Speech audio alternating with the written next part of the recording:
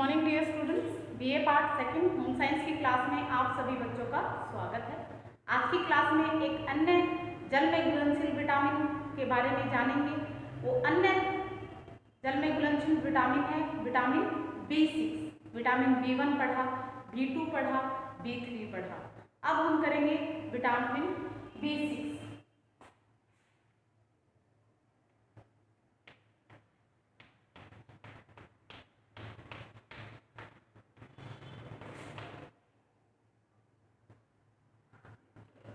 B6 जिसे क्या कहते हैं, पायरिडोक्सिन।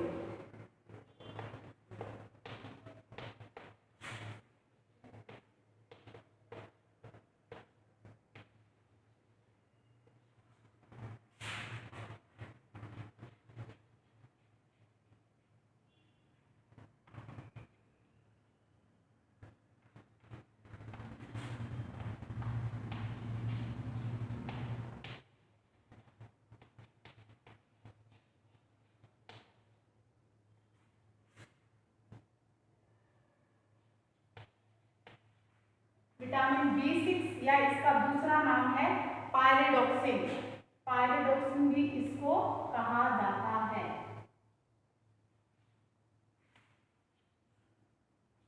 विटामिन B6 है, ये B2 समूह का ही एक विटामिन है और यह विटामिन चूहों को चर्म रोग से रक्षा करता है।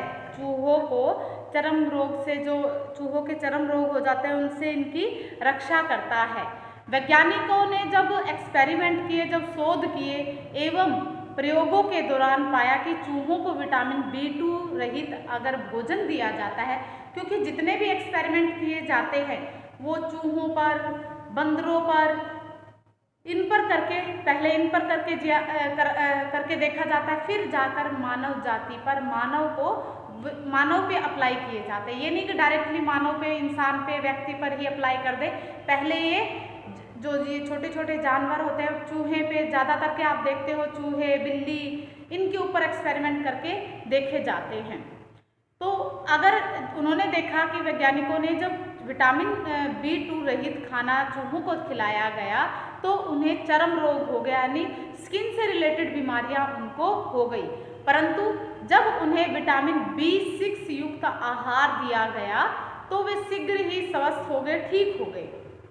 परंतु और उनकी त्वचा पर उपस्थित डर्मेटाइटिस के संपूर्ण लक्षण गायब हो गए, यानी स्किन के ऊपर कुछ भी धब्बे थे या कोई भी बीमारी थी वो पूर्ण रूप से साफ हो गए। कोई भी स्किन के ऊपर कोई भी धब्बा वगैरह या कोई भी बीमारी नहीं रही।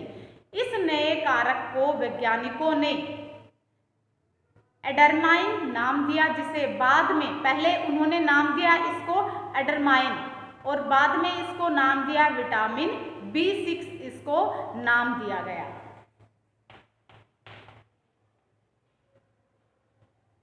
पहले उन्होंने नाम दिया इसको एडरमाइन, बाद में इन्होंने इसको नाम दिया विटामिन B6, इसको नाम दिया गया। यह सन 1938 ईस्वी में ग्योर्गी ने एक विटामिन का नाम पायरिडोक्सिन दिया, क्योंकि यह पायरिडीन का व्युत्पन्न डेरिवेटिव था तथा इसमें कई मिथॉक्सी ग्रुप शामिल थे।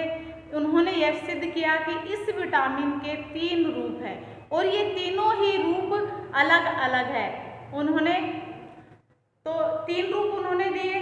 अब इसके बाद में, क्योंकि हम ज़्यादा डिटेल में नहीं करेंगे, आपको इतना पता होना चाहिए कि भाई ये क्या है, इसकी उत्पत्ति किस प्रकार से हुई और ये किस समूह के अंतर्गत आता है। फिर हम इसकी विशेषताओं की बात करते हैं कि इसकी विशेषताएं क्या है। पायरिडोक्सिन है वो गंध रहित सफेद रंग का रवेदार पदार्थ होता है। इसका स्वाद कसैला होता है। जितने भी विटामिन B थे, इन सभी का आपने देखा स्वाद कैसा है, कसैला स्वाद है। यह जल एवं अल्कोहल में घुलनशील होते हैं और ये सूर्य के पराबैंगनी किरणों के संपर्क में आकर नष्ट हो जाते हैं। जब सूर्य के अंदर पराबैंगनी जो किरणें हैं इनके ऊपर आकर पड़ती हैं तो ये खराब हो जाते हैं। अतः इनका संपूर्ण संरक्षण है वो भूरे रंग की बोतलों में किया जाता है। इनको सूर्य की पराबैंगनी किरणों से बचाने के लिए ब्राउन कलर की बोतलें होती है, उनके अंदर इनको स्टोर करके रखा जाता है ताकि ये उनके प्रकाश से नष्ट ना हो पाए।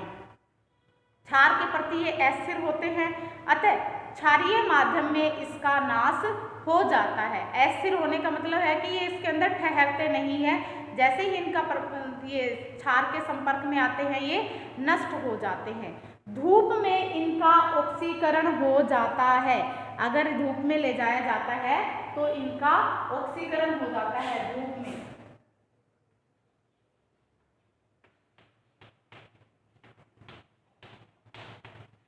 तो क्या क्या विशेषताएं हैं इसकी?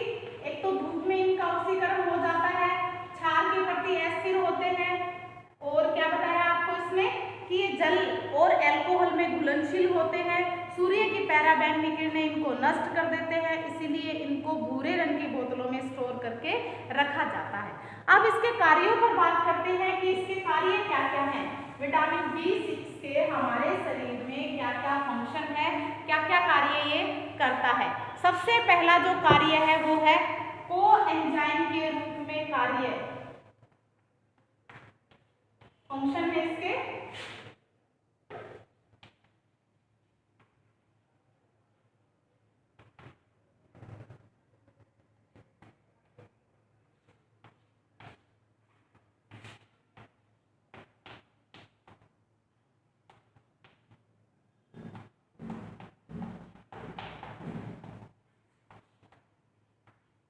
कोएंजाइम के रूप में कार्य करते हैं। दूसरा है ये ट्रिप्टोफैन को नियमित रूप से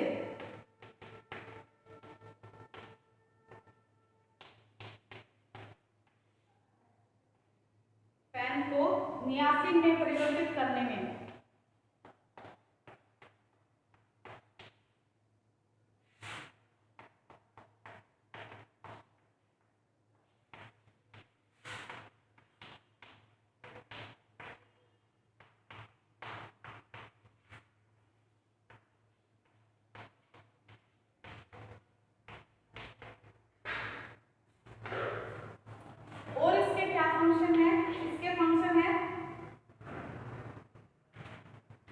फास्फोरिलेज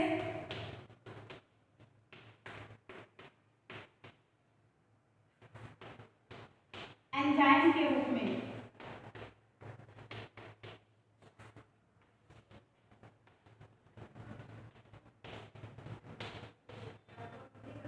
अगला फंक्शन है इसका लाल रक्त कणों के निर्माण में सहायक है।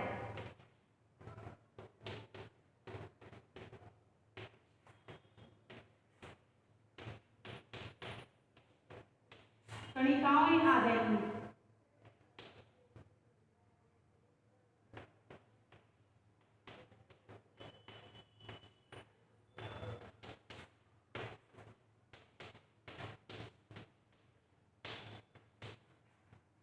निर्माण में सहायक है यह, और किसमें सहायक है?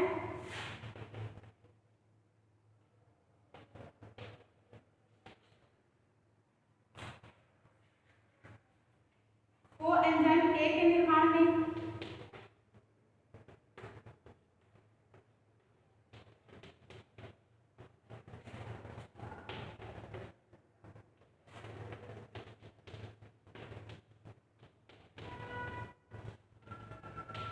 कोएंजाइम ए के निर्माण में सहायक है। अगला है ये रोग प्रतिरोधक क्षमता बढ़ाने में,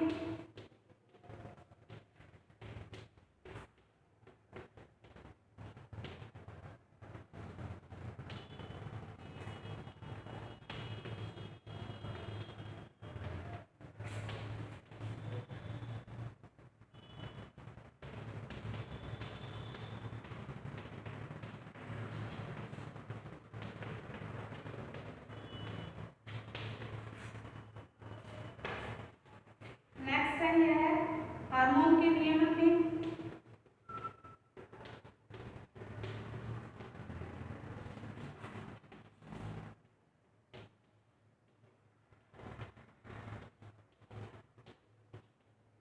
हार्मोन के नियमन में सहायक है।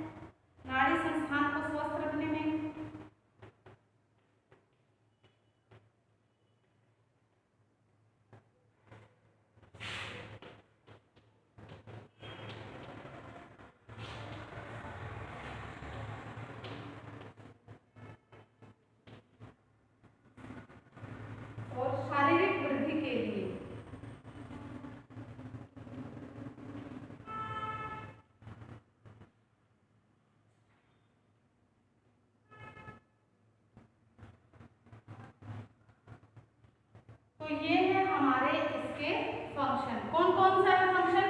सबसे पहले है ये कोएंजाइम के रूप में सहायता करता है विटामिन B6।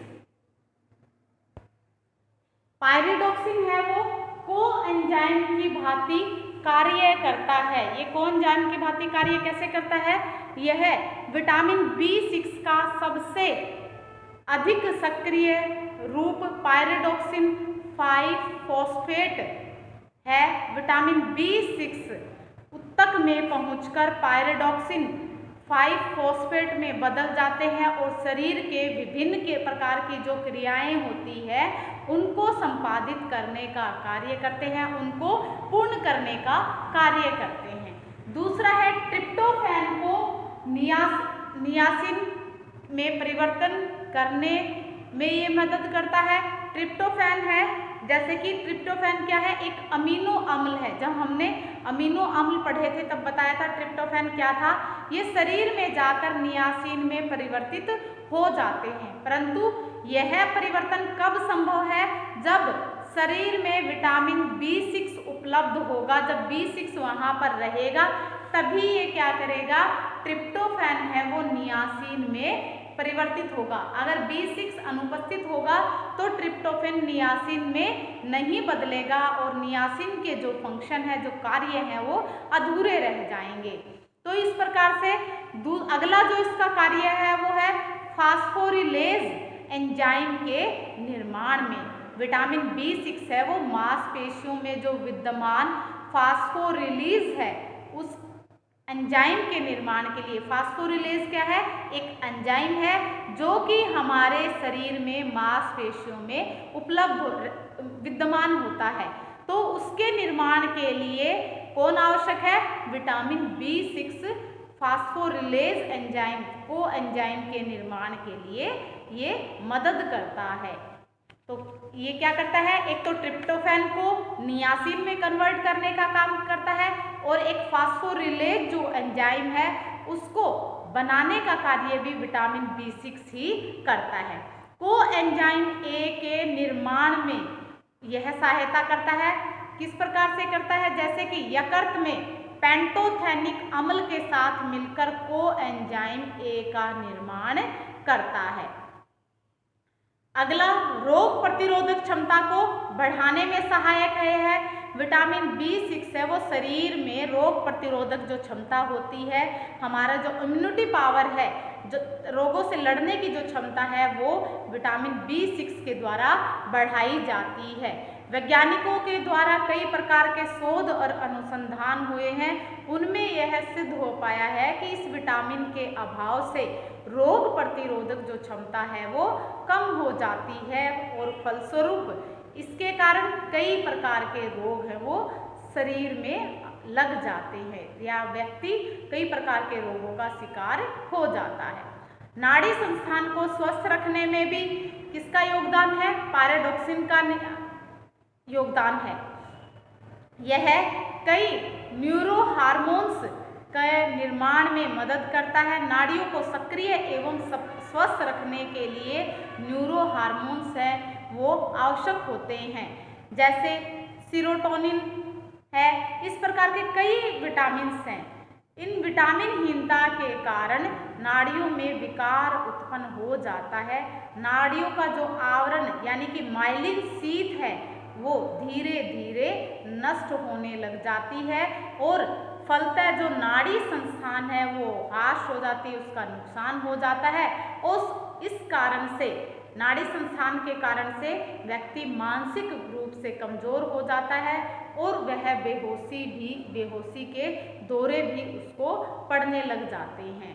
अब हालांकि हमारे शरीर में थोड़ी थोड़ी आवश्यकता होती है, लेकिन आप देखते हो इन थोड़ी से कमी के बावजूद भी कितनी प्रकार के गंभीर रोगों का शिकार है वो मनुष्य हो जाता है। शारीरिक वृद्धि के लिए विटामिन B6 इम्पोर्टेंट है।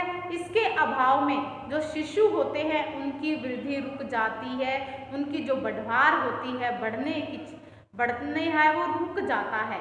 शारीरिक वृद्धि रुक जाने से मानसिक वृद्धि भी रुक जाती है, उनमें विकार उत्पन्न हो जाते हैं। हार्मोन के नियमन के लिए भी B6 इम्पोर्टेंट है, जैसे थायराइड हार्मोन है, एड्रेनल हार्मोन है, इनके इंसुलिन आदि को नियमित एवं नियंत्रित करने के लिए विटामिन B6 की आवश्यकता होती है। और इस विटामिनहीनता के कारण अग्नाशय में इंसुलिन हार्मोन का निर्माण कम हो जाता है, अतः रक्त सीरम में इंसुलिन का स्तर घट जाता है, जिसके कारण मूत्र में शर्करा निकलने लग जाती है, उसकी मूत्र में शर्करा की मात्रा बढ़ जाती है और मूत्र में शर्करा की मात्रा बढ़ना ही मधुमेह या डायबिटीज कहलाता है और इस प्रकार से व्यक्ति है वो मधुमेह से पीड़ित हो जाता है। अगला क्या है इसका फंक्शन, लाल रक्त कणों के निर्माण में सहायक आरबीसी जो है, आरबीसी के फॉर्मेशन में भी विटामिन B6 मदद करता है। यह अम्ल हीमोग्लोबिन के संश्लेषण के लिए विटामिन B6 है वो अमीनोलुबिलिनिक जो अम्ल है उसका निर्माण करता है और यह जो अम्ल है वो हीमोग्लोबिन के सिंथेसिस के लिए पोर्फिरिन के निर्माण के लिए आवश्यक होता है तथा हिम संश्लेषण में एक पूर्ववर्ती जो प्रीकर्सर है उसकी तरह कार्य करता है। विटामिन B6 के अभाव में लाल रक्त कणिकाओं का निर्माण ठीक प्रकार से नहीं होता और इस प्रकार से माइक्रोसाइटिक रक्त अल्पता हो जाता है। माइक्रोसाइटिक जो रक्त अल्पता एक बीमारी है, खून की बीमारी है, ब्लड की बीमारी है, वो व्यक्ति में हो जाती है। और फोलिक अम्ल के उपापचय में भी विटामिन B6 आवश्यक होता है। विटामिन B6 है वो कई अमीनो अम्ल को उनके अमीन में बदलने में मदद करता है।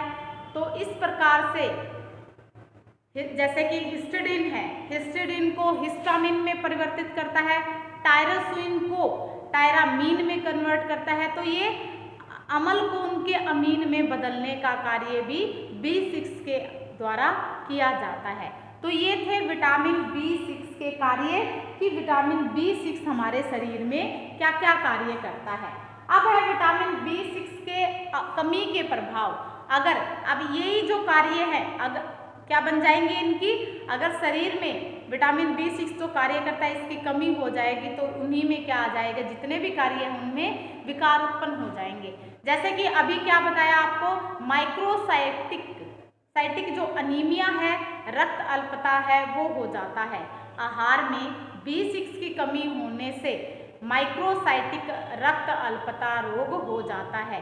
इस रक्त अल्पता में प्लाज्मा में लौह कणों की कमी हो जाती है, हिम की कमी हो जाती है। हिम क्या होता है, आयरन से बनता है, लौह कण होता है, बल्कि इसकी मात्रा बहुत अधिक हो जाती है। कमी नहीं होती है बल्कि इसकी क्या हो जाती है, अधिकता हो जाती है और हीमोसिडेरिन की मात्रा यकृत, प्लीहा एवं अस्थि मज्जा में बढ़ जाती है। यानी इनके कारण क्या हो जाता है, हिम की जो मात्रा है वो ब्लड के अंदर बढ़ जाती है। हीमोसिडेरिन क्या है, ये बीमारी है जो बढ़ने को बोलते हैं। रक्त में आयरन जब बढ़ जाते हैं तो ये बीमारी हो जाती है और ये क्या कहलाती है, माइक्रोसाइटिक रक्त अल्पता कहलाती है। और क्या कार्य है इसके, जैसे शारीरिक वृद्धि रुक जाएगी और कई प्रकार के जो आपको बताया नाड़ी संस्थान है उनमें हार्मोन्स को नियंत्रित करना है, नियमन करना है, वो कार्य भी रुक जाएंगे। इसकी कमी से जी मिचलाने लग जाता है, आंखें लाल हो जाता है, व्यक्ति निरुत्साहित हो जाता है, उसके अंदर एनर्जी नहीं रहती है और उल्टी की शिकायत बनी रहती है हर समय। रोगी मानसिक रूप से परेशान हो जाता है, वयस्कों में चर्म रोग भी हो जाता है, त्वचा पर घाव हो जाते हैं, विशेषकर आंखों के नीचे, नाक, गाल तथा मुंह के पास की त्वचा इससे अधिक प्रभावित होती है। विटामिन B6 की कमी से ऑक्सीकरण की क्रिया की कमी हो जाती है, जिसके कारण व्यक्ति हमेशा सुस्त रहता है। अगर ऑक्सीडाइजेशन नहीं होगा तो व्यक्ति में सुस्ती आ जाती है। निद्रा का शिकार हो जाता है, भूख नहीं लगती है उसको, रक्त अल्पता के कारण रोगी बेजान, थका थका सा, निर्बल और कमजोर दिखाई देने लग जाता है, व्यक्ति आलसी एवं सुस्त हो जाता है और इंसुलिन हार्मोन का ठीक प्रकार से सिक्रीशन या स्रावण न हो पाने के कारण व्यक्ति है वो डायबिटीज का शिकार हो जाता है, और जिसको चीनिया पेशाब भी कहते हैं, जिसको मधुमेह भी कहते हैं, उसका शिकार व्यक्ति हो जाता है। तो बच्चों को भी चर्म रोग हो जाते हैं, त्वचा पर फोड़े फुंसियाँ हो जाती हैं, जिसे एक्रोडेनिया कहा जाता है। बच्चे के फेस पर या कहीं स्किन पर फोड़े फुंसियाँ हो जाती हैं, उसे क्या कहेंगे? एक्रोडेनिया कहा जाता है। बच्चे के मुंह, नाक, हथेलियाँ, गले आदि पर घाव होने लग जाते हैं। तो ये है इसके विटामिन B6 के कमी के प्रभाव। अब B6 की प्राप्ति है वो किस प्रकार से की जाती है, इसके प्राप्ति के स्रोत क्या हैं? तो भोज्य पदार्थों में विटामिन B6 यानी कि पायरोडॉक्सिन ये है वो सूखा खमीर, यकृत, चावल की ऊपरी जो परत अर्थात जो भूसी होती है उसके अंदर अधिक मात्रा में पाया जाता है। गेहूं का जो चोकर है, गेहूं की मिंगी आदि भोज्य पदार्थों में यह पाया जाता है। संपूर्ण अनाज, दाल, तेल बीज, सूखे मेवे, संपूर्ण अंडा, संपूर्ण दूध पाउडर, मांस, हरी पत्तेदार सब्जियां आदि में यह प्रचुर मात्रा में मिलता है। आटा हो गया, मैदा, पिसा हुआ अनाज, पॉलिश किया हुआ चावल, जड़ आदि जो ये पदार्थ हैं, सब्जियां हैं, इनमें क्या है ये कम मात्रा में, अल्प मात्रा में पाया जाता है। तो सर्वाधिक इसकी मात्रा किसके अंदर होती है? जो सूखा खमीर है उसके अंदर सर्वाधिक मात्रा पाई जाती है। फलों में भी इसकी मात्रा बहुत कम होती है। तो इस प्रकार से विटामिन B6 है उसकी प्राप्ति के ये स्रोत है। अगर कहें कि आपके शरीर में विटामिन B6 की कमी हो जाए तो आपको क्या खाना पड़ेगा? ये चीज़ जो बताई हैं आपको खानी पड़ती हैं। तो इसकी दैनिक मांग कितनी है? एक स्वस्थ व्यक्ति चाहे वो साधारण परिश्रम करना वाला हो, अत्यधिक परिश्रम करने वाला हो या फिर मध्यम परिश्रम करने वाला हो, उसको 2 मिलीग्राम पर डे किसकी मात्रा देनी पड़ती है? विटामिन B6 की। तो पर डे स्वस्थ व्यक्ति को चाहे वो कौन सी कैटेगरी हो उसको 2 मिलीग्राम पर डे आहार में इसकी मात्रा देनी होती है। वयस्क स्त्री में भी यही है, सेम है। पायरोडॉक्सिन की जो रिक्वायरमेंट है वयस्क स्त्री में भी जो तीनों ग्रुप आपको कैटेगरी बताई, साधारण, मध्यम और कठिन परिश्रम वाली, वैसे ही जो साधारण स्त्री है उसमें मध्यम और कठिन तीनों के लिए 2 ही है। अब इसके अंदर किशोर हैं उनकी भी 2 ही रिक्वायरमेंट है। जो धात्री माता है और गर्भवती माता है उनकी कितनी रिक्वायरमेंट हो जाती है?